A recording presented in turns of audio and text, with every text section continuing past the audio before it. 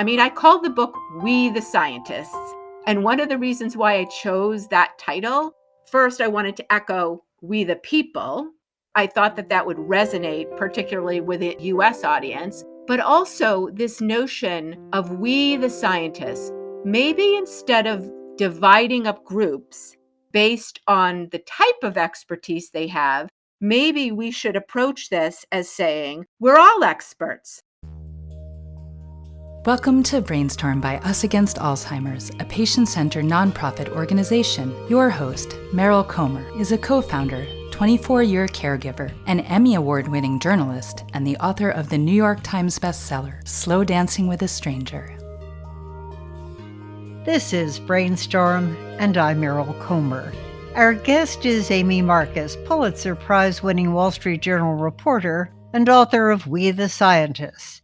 In part 2 of our conversation, I asked her whether this new collaborative research model worked because it was aimed at saving children versus elderly populations with long-term chronic diseases like Alzheimer's. That's a really interesting question. I do think that with rare diseases, there can sometimes be more openness by the FDA to working directly with the patient groups because there are no other drugs around, that work or are effective. But having said that, one of the groups that I write about in the book are patients with long COVID. Those patients who were diagnosed with COVID and never got better, or whose symptoms continued months and months or sometimes years after their diagnosis. Now, COVID is certainly not a rare disease, right? I mean, millions of people got COVID and are still getting COVID. And they themselves have advanced this model as patient researchers, and they've even taken it a step further. They've received grant money that they're doing the research and they're dispersing the money. So they're doing some innovative things themselves. So I don't think it's a model that would only work with rare diseases, but I do think that the model emerged maybe initially among these groups because of the confluence of factors that in rare disease groups, everybody knows each other and you can kind of like get everyone in one room sometimes in a way that might be more difficult when you have a common disease. You also have a master's in bioethics from Harvard. The term citizen scientist has long been a pejorative in the scientific community. Where did that start? And why is it a pejorative? And what do we have to do to change that? I don't think it's only pejorative, actually. I mean, these names, right? It's so hard to know what to call yourself, right? And a citizen scientist, that word has evolved. So, for example, the long COVID researchers, patient researchers, they call themselves patient researchers rather than citizen scientists. And as part of my research for my bioethics degree, I did immerse myself in some of the scientific literature surrounding potential ethical guidelines for what they call patient-led research. So they didn't call it citizen science either. They called it patient-led research movement. So I agree with you that sometimes there's less acceptance by policymakers, or scientists try to separate by using different words to separate those who receive formal professional training and those who don't. But I guess one of the things that I argue in the book, and that many of the people I interviewed were arguing as well, is that maybe we shouldn't use words that are different. I mean, I called the book We the Scientists. And one of the reasons why I chose that title, first, I wanted to echo We the People. I thought that that would resonate, particularly with a US audience. But also this notion of we the scientists, maybe instead of dividing up groups based on the type of expertise they have, maybe we should approach this as saying, we're all experts. We all have different forms of expertise. All of it is valuable. All of it is essential. And yes, for certain types of things, you're going to want someone that has a certain type of expertise. None of us want to go into surgery with someone who doesn't have an MD, right? We want people with qualifications and expertise. But I think the notion of we the scientists is saying, instead of like coming up with all these different names, why don't we embark on this and say, we have a shared goal. We want to have people live longer. We want to save lives. When we can't save lives, we want people to live as good a life as possible for as long as possible. We want to advance science. And to do that, we have to work together. And so if we think of ourselves all as being part of a larger group, producers of knowledge, producers of science, maybe that's a way of approaching this problem differently, and maybe it will yield better results. Amy, you've long reported on health related innovations for the Wall Street Journal. Do you have a view on how artificial intelligence might be deployed in this new research model?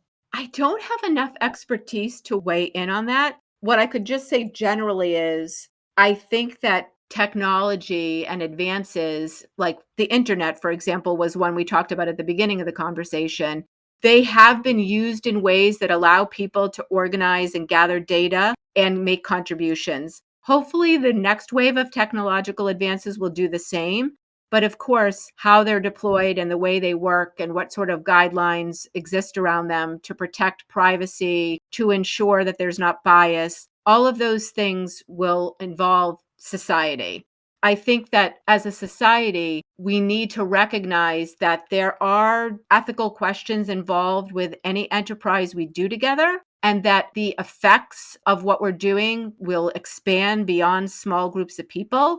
This is a broader theme that I talk about in the book. Therefore, all of us need to work together to make decisions together. You can't just have the scientists or the doctors or the policymakers or the patients deciding on their own. We have to think of ourselves as we, the scientists, and make decisions together.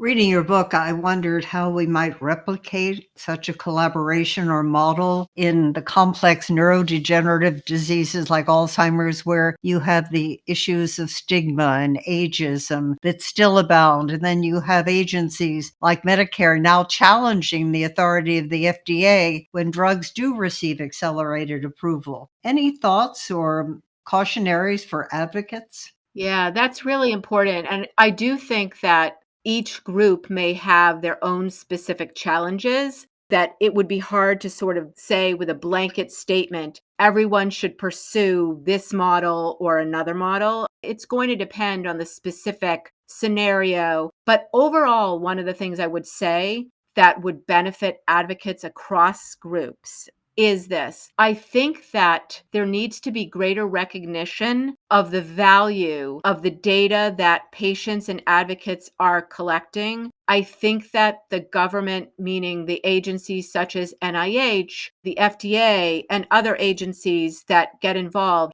I think that part of their mission should be to find ways to collect data together with patients and advocates. I think that it would be great if there was training available for people who are interested in it to enable them to be effective collaborators with the scientists and give them access under whatever ethical and regulatory reviews need to be done so that it doesn't interfere with people's privacy, but give patient researchers access to data that's collected so that they can also work on these questions together. I think that there's ways to do innovative models that will allow advocates to feel like they're partners, and not just feel like it, but to be partners, to be recognized as partners, and to be in the room more when decisions are made, when clinical trials are devised. I mean, one reason we could hypothesize that it's so hard to fill sometimes clinical trials is because nobody asks patients and caregivers what they want, what risk benefit they're looking for, what the most important symptoms of the disease they want to see alleviated,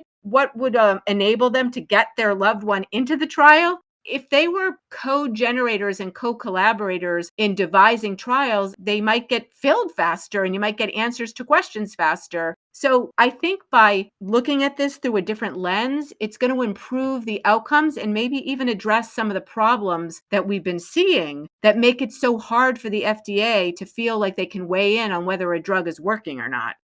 Amy, as a reporter embedded with sick children and their families, how hard was it to keep a professional distance yet still be very close and engaged?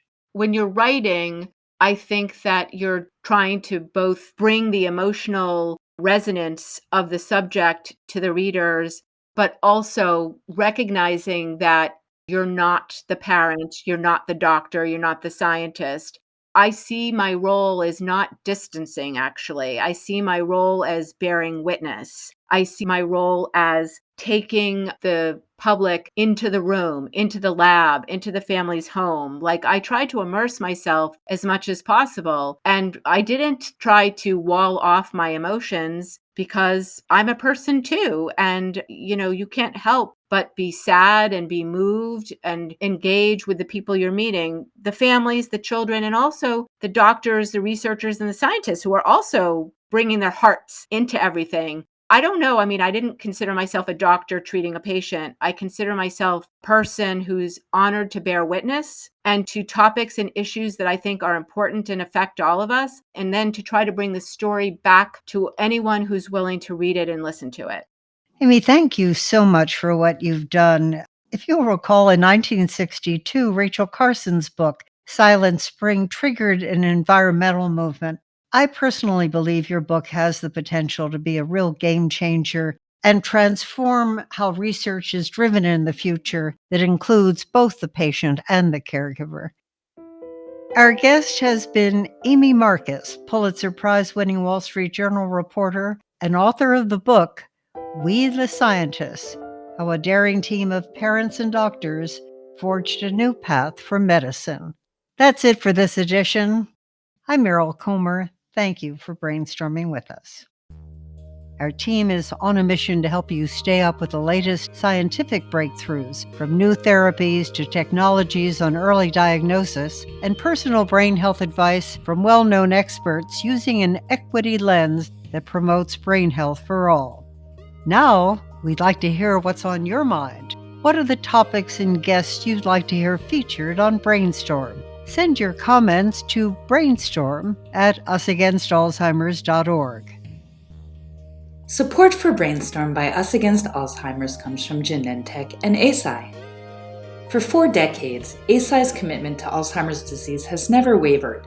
Even when faced with complexities and challenges that caused others to relinquish pursuit, Eisai has never given up on developing therapeutic and ecosystem solutions for people and families living with Alzheimer's and other neurodegenerative diseases.